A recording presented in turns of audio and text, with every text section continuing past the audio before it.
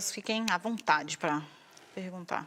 Laurentino, no seu livro você chama muita atenção para o papel da igreja em todo o processo da escravidão.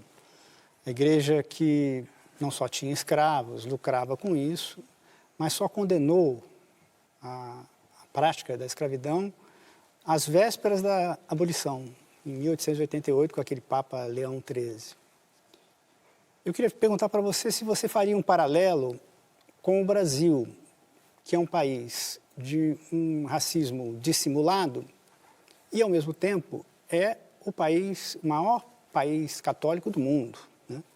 Você diz que a contradição da igreja é porque, ao contrário de outros agentes que atuavam na escravidão, porque a escravidão era tida como algo natural, vamos chamar assim, no caso da igreja era contraditório, porque ia totalmente contra tudo que o Cristo pregou, né? Então, nós estamos aqui no maior país católico do mundo, né?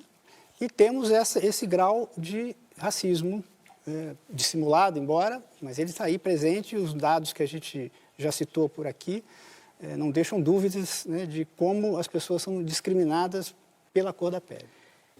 Existe um historiador chamado David Bryan Davis, que ele diz que a escravidão é um choque para a civilização ocidental, uma contradição insolúvel.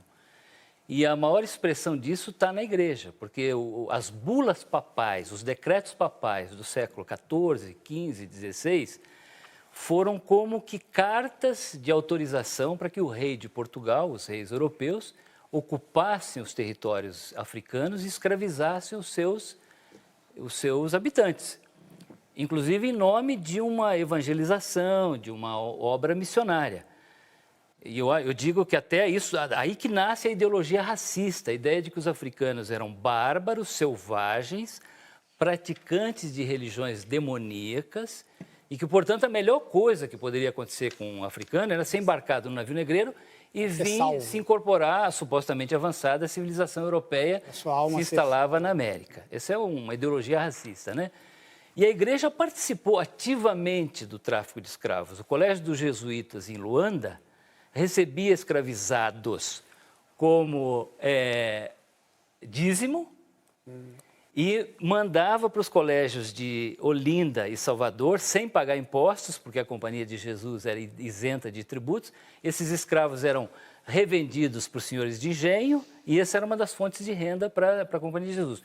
Todas as ordens religiosas, os carmelitas, os beneditinos, os jesuítas, a ordem medicante de São Francisco, os franciscanos, foram donas de grandes plantéis de escravos. E, de fato, como você citou, a igreja nunca se pronunciou de forma decisiva, convincente contra a escravidão, até o Papa Leão XIII, às vésperas da Lei Áurea. Então, você observa aí que tem uma contradição, não é só uma questão de anacronismo, né? Usar valores do presente para julgar a igreja no passado, quando todo mundo que não era escravo era escravista. É uma contradição intrínseca entre a escravidão e o evangelho da misericórdia, do perdão, do acolhimento. Essa contradição é insolúvel. E eu diria que continua ainda no Brasil hoje, né? Nós somos um país que nos orgulhamos, não só de ser um país grande católico, mas um país cristão, de crescimento acelerado das igrejas evangélicas, pentecostais. E, no entanto, nós admitimos ainda uma continuidade da escravidão de uma forma disfarçada na forma de racismo e de indicadores sociais que são inaceitáveis. Eu diria que essa é a principal forma de racismo. Não é o racismo que a lei pune, de você se expressar verbalmente agredindo uma pessoa negra com um nome que a lei não permite. E esse é um crime inafiançável. A principal forma de racismo está na população branca brasileira que aceita a ideia de que os afrodescendentes nunca vão ter as mesmas oportunidades de emprego, de moradia, de saúde, de saneamento, de educação. Esse é um racismo que é silencioso, mas ele é muito mais destrutivo até do que uma agressão verbal. E a lei não pega esse tipo de racismo. Eu queria fazer duas perguntinhas rápidas, pegando uma carona na fala do Rinaldo e depois uma no final da sua resposta. Salvo engano, me corrija, você tem um livro, O Caminho do Peregrino. Você é católico? Eu sou.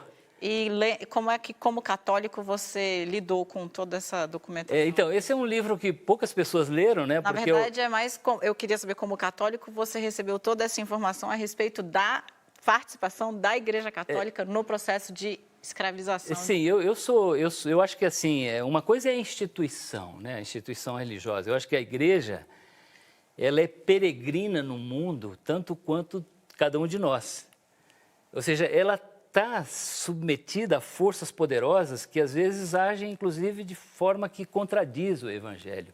E é natural que seja assim. As instituições são muito afetadas por essa dualidade do ser humano entre o mal e o bem.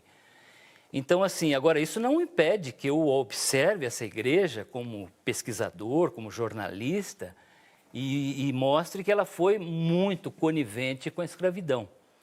Mas acho que é uma igreja peregrina também que pode se redimir. Não é à toa que o Papa João Paulo II, uma vez, alguns anos antes de morrer, ele foi à ilha de Goreia, no Senegal, e ele pediu perdão formalmente, que eu acho que todo mundo devia fazer.